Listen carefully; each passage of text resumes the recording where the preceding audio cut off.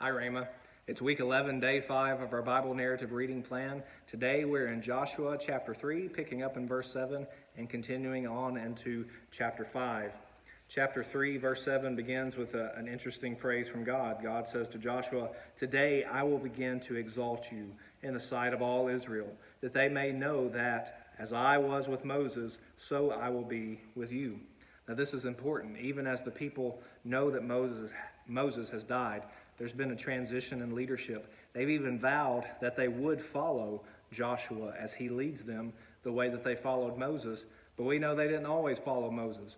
And we know that it won't take long before something happens and fear comes upon them and they say, "Oh, Joshua, you're not like Moses. You're certainly not like the previous guy we had. We're not sure that we can trust you. We're not sure that we should actually follow your leadership." And so God tells Joshua, today's the beginning, I'm going to exalt you. They're going to see that just as I was with Moses, I will be with you.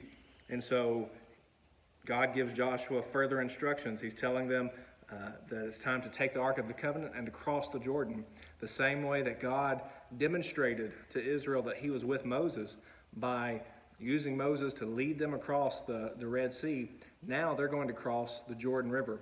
And so in a similar miraculous way, they cross the Jordan River. The waters part, and Joshua is leading them just as Moses led their forefathers when they crossed the Red Sea. And so it's becoming apparent to everyone that God is with Joshua. And then Joshua tells them they need to take 12 stones from the river while it's still parted and to have memorial stones to make a memorial to God's work on their behalf. It's not a tribute to themselves. It's not a statue honoring themselves, but it's to remind them what God has done for them, so that when the future generations ask them, why are these monuments here? Why are these memorials here? What do these stones mean? They can look back and they say, this is how God was with us. This is how our God sustained us. This is how God provided for us. And it's important for us to do that in our lives. It doesn't mean we have to have a physical stone in our front yard, a big pile of stones adding up every time the Lord acts. But it's important for us to, in some shape, form, or fashion, to remind ourselves often of what God has done for us.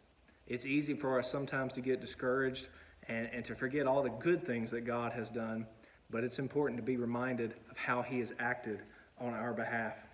The new generation, they are following in the covenant. They are circumcised. They are prepared and ready to enter the promised land. They're ready to take Jericho. And we'll see that story in our next reading. Here's a summary of today's reading.